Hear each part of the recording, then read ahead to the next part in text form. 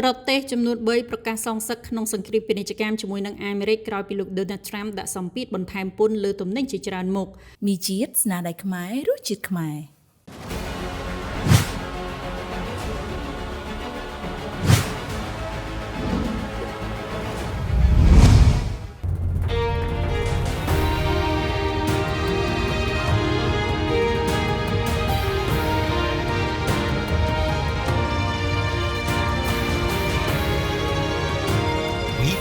ឆ្លុះបញ្ចាំងពីឧត្តមភាពបើយើងនិយាយអំពីពន្ធគយដែលរងការគំរាមកំហែងជាយូរមកហើយរបស់លោកប្រធានាធិបតី Donald Trump មកដល់ពេលនេះបានធ្វើឲ្យសហរដ្ឋអាមេរិកធ្លាក់ចូលទៅក្នុងសង្គ្រាមពាណិជ្ជកម្មកាន់តែខ្លាំងឡើងដែរជាមួយនឹងប្រទេសចិនកាណាដានិងមិចស៊ិកពន្ធ 25% របស់លោក Trump លើការនាំចូលពីប្រទេសកាណាដានិងមិចស៊ិកបានចូលជាធរមានកាលពីថ្ងៃអង្គារនេះរួមជាមួយនឹងពន្ធកើនឡើង 20% ទៀតលើទំនិញរបស់ចិនជាការឆ្លើយតបប្រទេសទាំង3បានប្រកាសវិធានការសងសឹកចំពោះរដ្ឋការអាមេរិកដែរ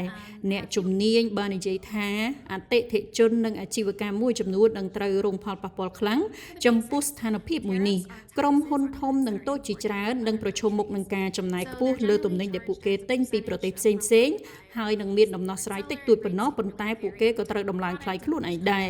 សម្រាប់អ្នកប្រើប្រាស់វិញយល់ឃើញថាបញ្ហានោះទំនងជាមានន័យថាទំនិញផ្សេងនឹងមានតម្លៃថ្លៃជាងអ្វីៗគ្រប់យ៉ាងចាប់តាំងពីរថយន្តគ្រឿងប្រើប្រាស់និងរបស់របរនានានិងការលក់សម្បត្តិធំៗផ្សេងទៀតរហូតដល់ការទិញទំនិញតូចៗប្រចាំថ្ងៃរួមទាំងគ្រឿងអេឡិចត្រូនិកប្រេងសាំងនិងគ្រឿងទេសជាដើមពន្ធលើប្រទេសចិនអាចមានផលប៉ះពាល់ដល់ផលិតផលប្រើប្រាស់ជាច្រើនរួមមានទាំងទូរស័ព្ទដៃប្រដាប់ប្រដាក្មេងលេងនិងសម្លៀកបំពាក់ដែលជនជាតិអាមេរិកទិញជារៀងរាល់ថ្ងៃដែរក្រុមហ៊ុនមួយចំនួនបាននឹងកំពុងធ្វើការងារយ៉ាងសកម្មដើម្បីពន្យាឬកាត់បន្ថយផលប៉ះពាល់ដល់អ្នកប្រើប្រាស់ដោយស្តុកទុកនៅអ្វីដែលពួកគេអាចឬផ្លាស់ប្ដូរការផលិតនិងអ្នកផ្គត់ផ្គង់ត្រឡប់ទៅកាន់សហរដ្ឋអាមេរិកវិញឬប្រទេសផ្សេងទៀតដែលមិនរងផលប៉ះពាល់ដោយពន្ធថ្មីនោះទេទោះជាយ៉ាងណាក៏ដោយវាងាយស្រួលក្នុងការស្តុកទុកលើទំនិញមួយចំនួនជាងទំនិញផ្សេងទៀតដែរសូម្បីតែការផលិតផលនៅសហរដ្ឋអាមេរិកខ្លះអាចមានផ្លាស្ទិកឬការវិចខ្ចប់ពីប្រទេសចិនគឺជាឧទាហរណ៍ស្រាប់ដែលត្រូវដំឡើងថ្លៃនោះហើយជាមួយនឹងការចំណាយប្រាក់រាប់ពាន់លានដុល្លារលើផ្លែឈើនិងបន្លែដែលនាំចូលពីប្រទេសមិចស៊ិកនិងកាណាដាជារៀងរាល់ឆ្នាំដែលធ្វើឲ្យអ្នកទិញទំនិញអាចប្រឈមមុខនឹងភាពតក់ស្លុតបន្ថែមទៀតនៅក្នុងច្រកលក់គ្រឿងទេសដែរពន្ធថ្មីនេះក៏អាចដំឡើងថ្លៃបន្ថែមលើសារធាតុ Tequila Mezcal ក្នុងស្រាវីស្គីនិងស្រាផ្សេងៗទៀតដែលផលិតនៅក្នុងប្រទេសទាំងអស់នោះ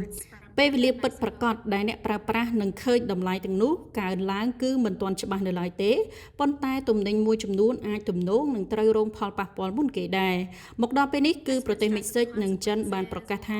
ពួកគេនឹងយកពន្ធសងសឹកលើផលិតផលជាច្រើនរបស់សហរដ្ឋអាមេរិកដែរប្រទេសចិនកំពុងដាក់ពន្ធរហូតដល់ទៅ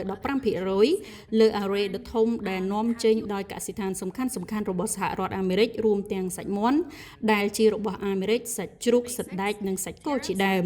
ស្ថានភាពនេះក៏បានពង្រីកនៅចំនួនក្រុមហ៊ុនអាមេរិកដែលស្ថិតនៅក្រោមការគ្រប់គ្រងការនាំចេញនិងការរឹតបន្តឹងផ្សេងទៀតប្រហែលរាប់សិបដងគុណនឹងពីឯណោះទន្ទឹមនឹងនេះដែរនាយករដ្ឋមន្ត្រីកាណាដាលោក Justin Trudeau បានប្រកាសថាប្រទេសរបស់លោកនឹងដំឡើងពន្ធលើទំនិញអាមេរិកជាង$100 ប៊ីលានក្នុងរយៈពេល21ថ្ងៃនេះចំណែកលោកស្រីប្រធានាធិបតីមិចស៊ិក Claudia Sheinbaum បាននិយាយថាមិចស៊ិកនឹងឆ្លើយតបជាមួយនឹងពន្ធសងសឹករបស់ខ្លួនលើទំនិញអាមេរិកប៉ុន្តែមិនដូចកាណាដានិងចិននោះទេ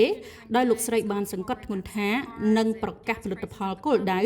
នៅថ្ងៃអាទិត្យនេះការពន្យាពេលនេះអាចបង្ហាញថាមិចស៊ិកនៅតែសង្ឃឹមថាវានឹងអាចកាត់បន្ថយសង្គ្រាមពាណិជ្ជកម្មជាមួយនឹងសហរដ្ឋអាមេរិកបាន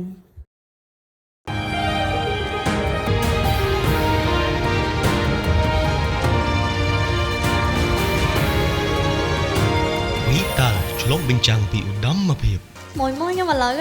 សួរហៅតែមីជាតិឆាសុតមន់ទេយាយម៉ាន